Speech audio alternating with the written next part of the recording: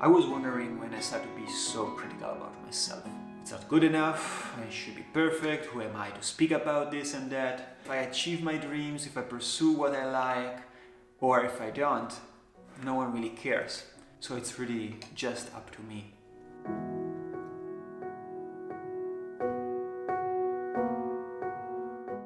I have a strong desire to express myself, to share what I have, what I know. Not so much for the outcome, but because I feel it's important. And it's what makes me joyful, what makes me smile when I do it.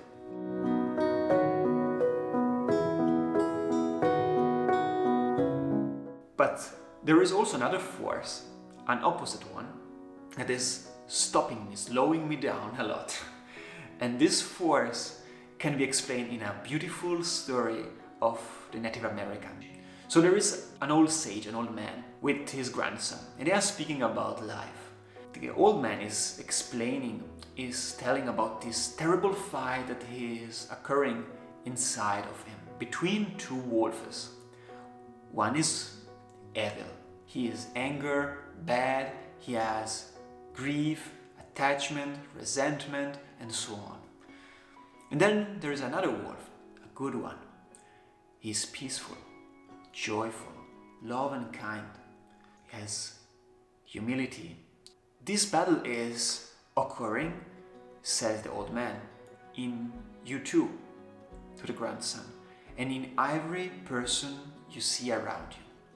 So the grandson waits a minute and then he says, which of the two wolves wins? And the old man replies, the one you feed.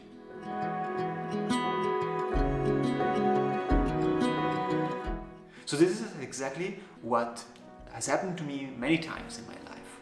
I want to do something, but there is something that is blocking me.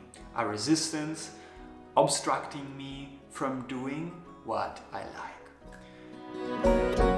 It's also called fear. Fear, not so much about something dangerous, but something that in my mind I cannot do. So self-limiting belief. So again, attached to the idea that I'm not good enough, who am I to speak about this, what will other people say, and so on. You know the story. How can I overcome this fear? Because when fear wins, I actually remain in the same place and I'm not evolving. I'm not expressing the reason why I'm here in this world.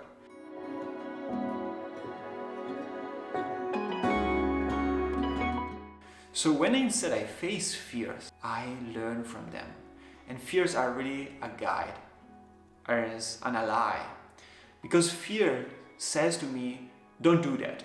And instead, when I go for that thing, because deep in me I know that this is important to do, then afterward I feel amazing. I'm another person.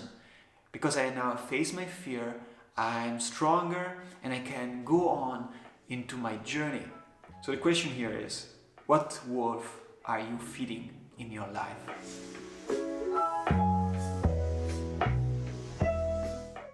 It's easy to get overwhelmed by all the things I want to do, all the things I want to accomplish, all the books I want to read, all the tasks and productivity but wait a minute. If I want to get there, I need a plan. So this is a step-by-step process I built for myself and I want to share with you. So step one is, what's your why? Your why is this force, is the reason why you came here to this world, to serve to the world, to make this world a better place. And this doesn't change in your life. It's something that remains with you forever. And with your work, with the things that you do in your life, you are serving your duty. And when you serve your why, it's very clear, because I feel great.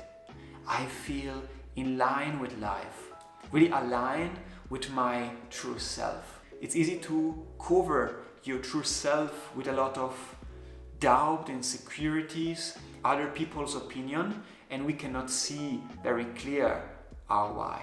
But when we clear ourselves from all these things, then we can see that light, that true self, that soul, you can call it however you want, that will guide you always. So finding my why isn't that difficult. One thing that you can do, and I relate this to Simon Sinek. He has done fantastic work about this. You can have a look at his video on TED Talk. Every one of us has a why. It is our birthright, if you will, which is, you may not know what it is, but every one of us has one. And we know what it feels like. It feels like flow. It feels like I got this. It feels happy. It feels confident. It feels joyful. Where when you're out of sync with your why, it feels like stress. It feels like anxiety. And we can control for that, you know? A simple way, he says, to find your why is to look around you, to the people that are surrounding yourself. Your best friend, for example. Go deep asking him why he or she is your friend. They are feeling good, they are feeling accepted or heard, and so on. And this is really connected to your why. Another thing I do personally is to go inward. You know, it's an internal journey, and the way to do this is through yoga practices. For example, meditation. And in meditation, when we are in silence, when we are still, we can clear the mind and see what is there. That's really a beautiful work that you can do on yourself. And now you understand why. Discovering your why is so important, because in the journey you are making toward expressing yourself, you will face challenges and resistance, and this way it's abstract, and you can go on. Connecting to yourself, to your true self within, to your why, will make you overcome that obstacle much easier than instead saying, okay, no, it's too difficult, I cannot make it. And the bad wolf wins and nothing more happens. And for most of us, the bad wolf is really, really stronger, because we have fed him for most of our life. It needs more effort to feed the other wolf. How? With the conscious mind. This is another topic of a video I will do soon. Now let's come to the second step, and this is experiment. Try, share. Because when I try, even if I fail, I learn a lot. Each one of us went through difficult moments in life. Even if it was really hard and challenging, I'm glad they happened, because they have made me the man I am today. Really take fails, challenges as an opportunity to grow, to evolve. The most important thing I've learned through this process of trying, experimenting, is simplicity over complexity and acting over perfection. There is a difference between being perfect and do a good work. Because when I do a good work, I know that this was my best. This was my best in this moment in time, for my knowledge, for what I know, how I've prepared. This is my best. Perfection is something that doesn't exist. It will never be perfect. Life isn't perfect. Change this idea of perfection with action by doing my best. And simplicity. Simplicity over complexity. For example, like recording this video. I've struggled a lot to find the perfect environment, perfect light, perfect place. And it was really complex at a certain point. I mean, nothing was good enough. So really stay simple. Don't overdo it. And really perfection can stop you to do the things you need to do. So we come now to the third point. Feed the good wolf. The first thing that I'm constantly, daily reminding myself is to be gentle. Be gentle with yourself. Imagine for a moment if another person, or I've imagined a person that is speaking to me in the way I'm speaking to myself. I won't spend 10-15 minutes with this person. We are so critical about ourselves. And I speak we just because I think that it's something a lot of us have in common. But let's talk about meditation. Meditation is a great daily practice. One of the things I really love about it, it increases my creativity. And creativity is really the engine that moves a lot of things in my life, mostly.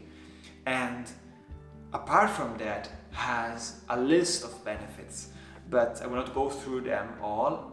The most important one is to clear the mind, because when you remove everything, when you get clear, you know what you do in your life. You know how to lead your life in the best way possible. This is the gift you are doing yourself by practicing meditation. Another thing is to find like-minded people. Find people that are supporting you, like an inner circle or a mastermind. People that have the same values of life. And these people can also be found online. This is also the main reason why I'm doing this video and building this channel.